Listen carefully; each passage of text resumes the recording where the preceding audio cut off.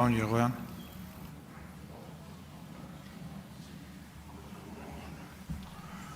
Շնորհակալություն, Տիկին Գրիգորյան, ձևակերպումը, թե ինչ է տեղի ունենալու հեծի հետ կախված է նրանից, թե ամեն մեկը իրեն ոնց է դիրքավորում այդտեղ։ Եթե դուք հիմա ձեզ դիրքավորում եք որպես հեծի շահերի, հեծի ներկա սեփականատերերի շահերի պաշտպան, ապա ձեր ընկալման բնական է, որ դա պետք է ընկալվի որպես խլել։ Մի բան, որ ձեզանից կամ ձեր կողմից պաշտպանված մարդկանցից է պակասելու։ Բայց եթե դուք ընկալում եք ազգայնացումը կամ պետականացումը,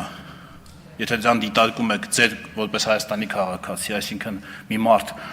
ում է վերադարձվելու հեծը, ապա դա չի լինում խլել, դա լինում է պետականացնել։ Ճիշտ են ձևով, երբ ԶՊՄԿ-ի 24%-ի ժամանակ եք ասում խլել, այն դեպքում, երբ դա ձեզ է վերադարձվել, դուք հենց անձամբ ձեզ։ Խլվել այն ժամանակ, երբ դադարել է պետական մասնակցությունը, խլվել է հայրուս գազարտը ժամանակին, խլվել է վերջի 20%-ը ժամանակին, երկաթուղիները,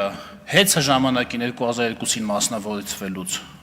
Այդ ժամանակ Հայաստան ձեզանից, մեզանից խլել են հեծը եւ տվել են մասնավորին 2002-ին։